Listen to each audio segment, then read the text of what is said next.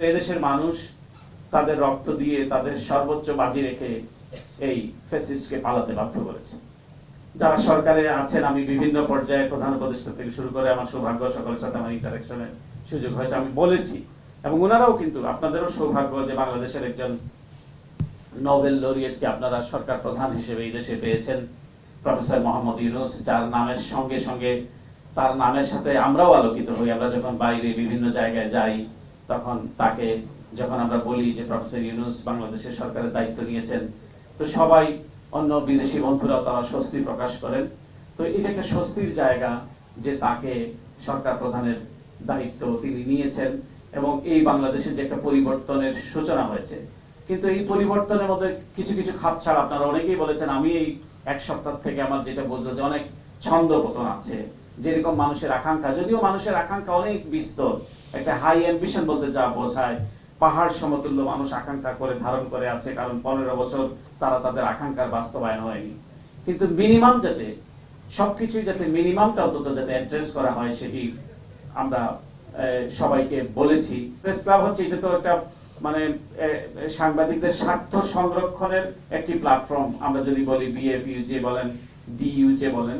সুতরাং এটিও মানে জবের বার্গেনিং এর পাশাপাশি সাংবাদিকরা যেখানে যেখানে আক্রান্ত হচ্ছেন তাদের স্বার্থকে সংরক্ষণ করা, কেবল নিজের স্বার্থ নয়, নিজে একটা বড় পত্রিকার সম্পাদক হলাম অথবা ভালো একটা কিছু করলাম, প্রত্যেকের স্বার্থ সংরক্ষণ করা। সবাই যদি আগায় তাহলেই সমাজ এগোবে। আমি হয়তো একটি বড় জায়গায় থাকলাম কিন্তু আমার সমাজটা এগুলো না, আমার সহকর্মীটা ভালো থাকলো না, তাদের আমার এই ভালো থাকাটার কোনো অর্থ নেই।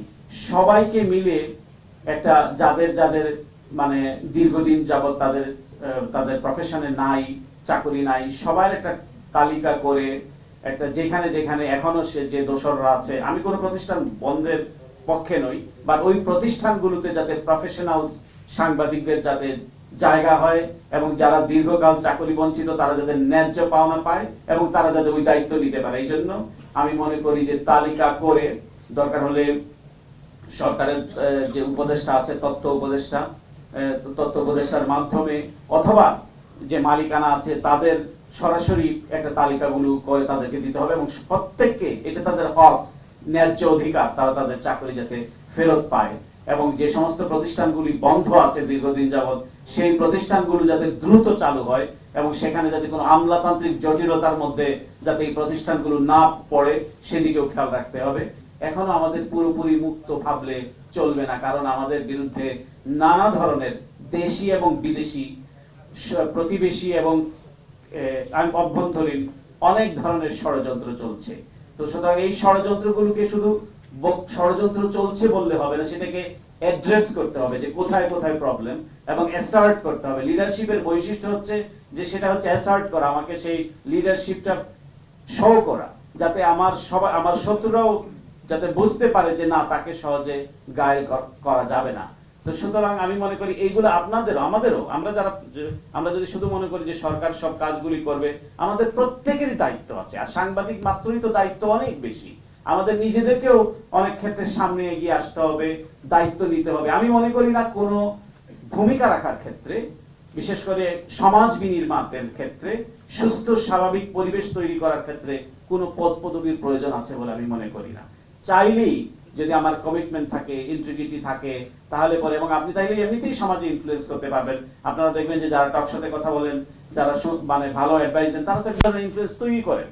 তো সুতরাং আমি মনে করি প্রত্যেকেরই এখানে দায়িত্ব আছে এবং সরকারের দায়িত্ব অনেক বেশি, বিশেষ করে এই সরকারের, যেই সরকার একটি ছাত্র জনতার গণবিপ্লবের মধ্য দিয়ে, রক্তপাতের মধ্য দিয়ে একটি সরকার গঠিত হয়েছে, সেই সরকারের দায়িত্ব অবশ্যই বেশি এবং এই বিষয়গুলোকে অ্যাড্রেস করতে হবে।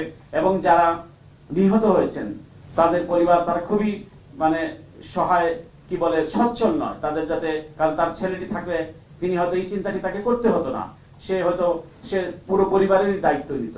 সুতরাং এখন রাষ্ট্রের উচিত এই পরিবারগুলোর দায়িত্ব নেয়া এবং এখনো যারা কাতরাচ্ছে, আমি কালকেও বলেছি, সম্ভব হলে তাদেরকে উন্নত চিকিৎসার জন্য, কারণ যেহেতু আমাদের লিমিটেশনস আছে এবং তাদের কারণেই আমাদের আজকের এই স্বাধীনতা, এই স্বতন্ত্র বোধ প্রতিষ্ঠিত হয়েছে। সুতরাং তাদেরকে আমাদের মনে হয় সরকারি খরচে তাদের বিদেশে উন্নত চিকিৎসার জন্য প্রেরণ করা উচিত এবং স্বাস্থ্য মন্ত্রণালয়ের উচিত, আমাকে একজন বলেছে যে তাকে সরকারি হাসপাতালে সে ছিল, সেখানেও নাকি তাকে পয়সা দিয়ে ওষুধ কিনতে হয়েছে। তো এই বাংলাদেশে এটি সহ্য করা হবে না, যে সে রক্ত দিয়েছে, গুলি খেয়েছে আপনার অধিকার প্রতিষ্ঠা করার জন্য, আর তাকে আবার পয়সা দিয়ে ইনজেকশন কিনতে হবে, তারপর দাঁড়ে দাঁড়িয়ে ঘুরে। এটি কিন্তু কাঙ্ক্ষিত না, এটি হওয়া উচিত না।